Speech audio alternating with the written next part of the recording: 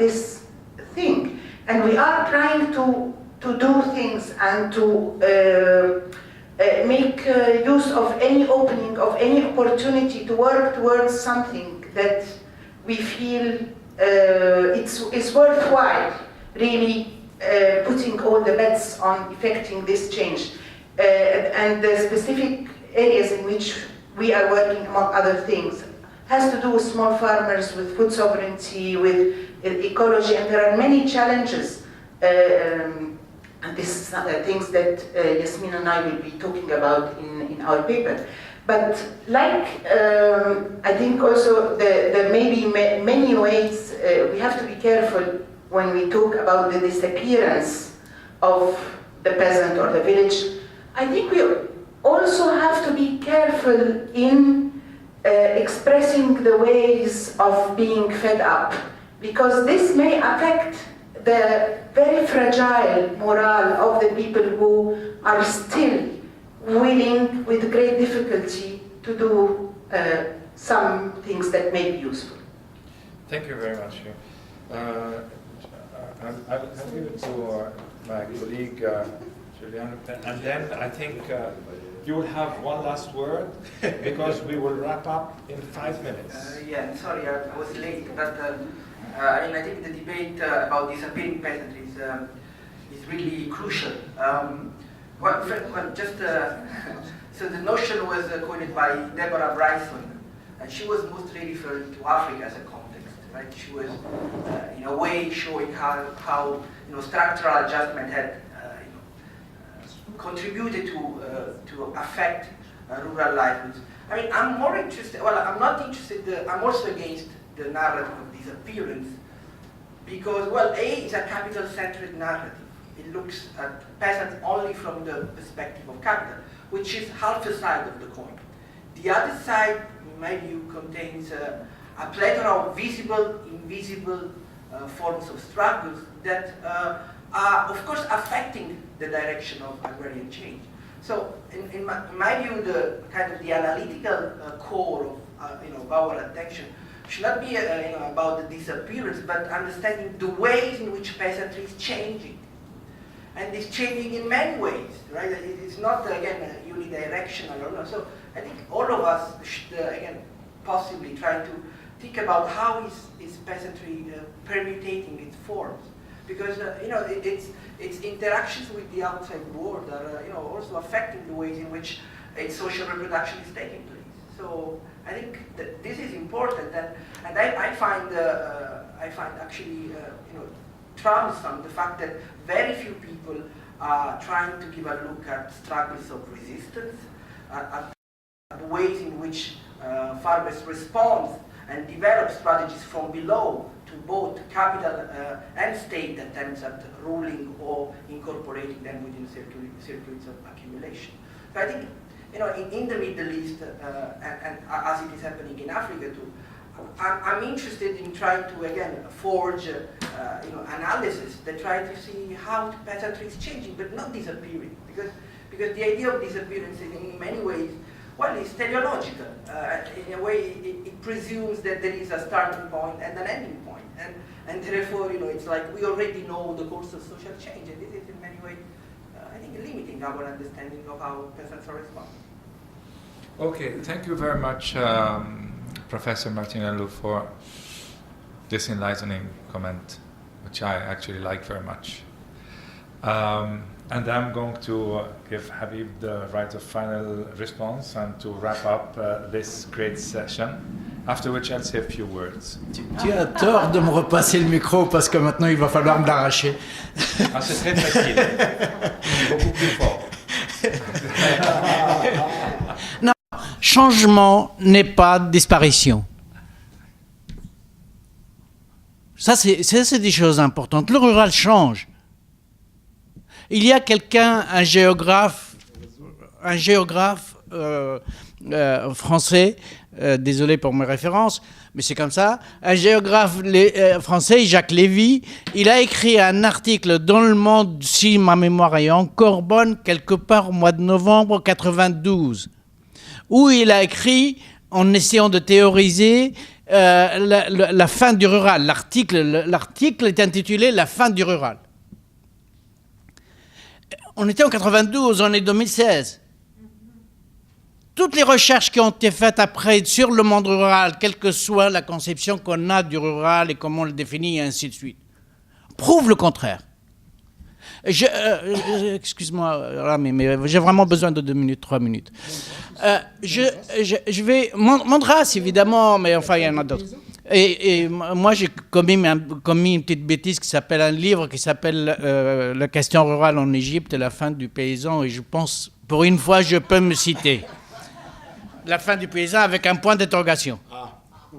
Et ma réponse évidemment négative, allez dans le livre, achetez-le, c'est le meilleur livre qui a été écrit sur le monde rural dans le monde entier.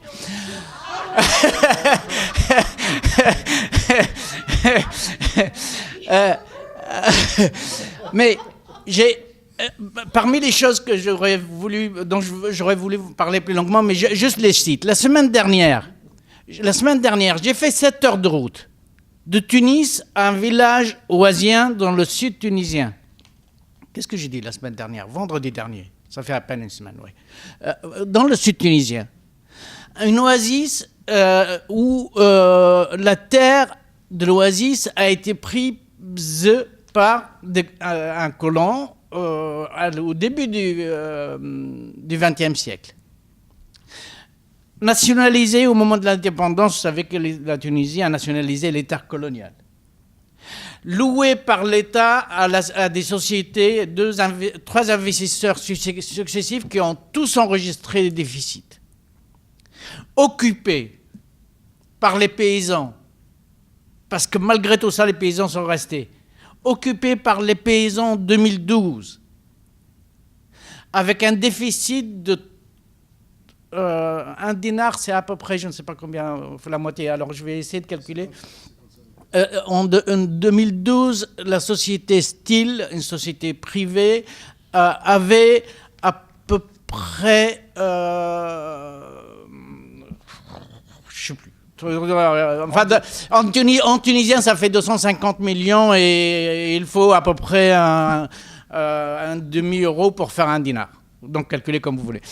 Aujourd'hui, les paysans, le bilan de l'année dernière, et c'est surveillé parce qu'ils risquent gros, c'est une occupation illégale de la terre, ils ont enregistré 1,8 dinars de bénéfices nets. Et c'est... Comment? Non, c'est pas une mafia, c'est des paysans, c'est des... Le market, oui, le market, mais le market n'a jamais disparu, il a toujours existé. Dans les petits villages, dans le monde de chez moi, dans les petits villages, à côté de la mosquée, il y avait un marché. Bon, donc le marché n'a jamais disparu et on ne peut pas, je veux dire, définir le rural, c'est quand même, il faut quand même tenir compte d'un certain nombre de choses factuelles que des gens ont définies beaucoup plus intelligents que moi. Donc ça, c'est une expérience. Et l'autre expérience, la fille que vous voyez là, Martina De Angeli, travaille avec des paysans qui ont subi une opération de dépossession absolument monstrueuse par la construction des barrages dans le nord-ouest. Et grâce à un travail qu'elle dirige, un projet qu'elle dirige dans le cadre d'une coopération franco-italienne, elle est en train de... le projet, pas elle, c'est elle qui a la chance de diriger ça et j'ai la chance de connaître pour découvrir cette situation. Les paysans n'ont jamais lâché alors que l'eau a couvert leurs terres. Et ils vivent toujours autour. Ils ont des parcelles. Ils sont d'abord devenus ils étaient mixtes, élevage et producteurs végétaux. Ils sont devenus des éleveurs. Et aujourd'hui, alors là, je n'ai aucun jugement. Je suis même plutôt critique, moi, personnellement. Mais c'est des petits, hein.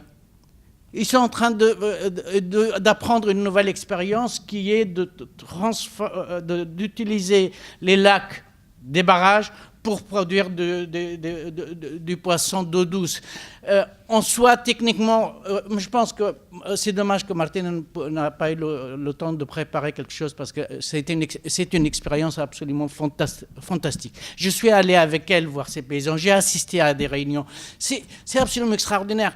Le rural, messieurs, dames, n'est pas mort malgré toutes les spéculations qu'on peut faire. Et je suis désolé, je suis prêt à en débattre pendant 15 heures. J'ai dit que c'était difficile de me demander d'être intelligent tôt le matin, mais là, vous me provoquez et merci. Ok, je crois que I mean, I think, thank you very much, Habib. Un mot qui n'a pas été dit. Pour aller dans le même sens, c'est le mot pour nos stratégies, c'est le mot résilience. Et quand on a ce mot-là, on peut comprendre ce que veut dire la continuité des paysans. I think the debate was excellent towards the end. I think we've. Yesterday, I gave the statistic of the ILO labor force that 95% of the displaced were women, and that the biggest impact was in agriculture. And the other problem with some of this discussion, I mean, because I'm not, it should be Bilquis who's saying it, not me. But it is also, you know, who are les paysans, which is a masculine word in French. You know, who are these people who are sticking it out there? And very often in places like Yemen, they're women, not men. And in Syria, all the statistics show that. So I think we need to build that in a deeper sense about social reproduction and this capacity to combat it. I mean, I'll take that opportunity to have some of you know, those who will be here on the 27th, that the Environment and Sustainable Development Unit, led by Shadi himself, is celebrating Arab woman farmer in a special day. I think you'll find the posters of it all around the place. And on this note, I shall thank everybody for their extremely active participation. First with members of this panel, but also the audience. So I think we all deserve a big hand. Is there coffee? Yes. Please. Coffee.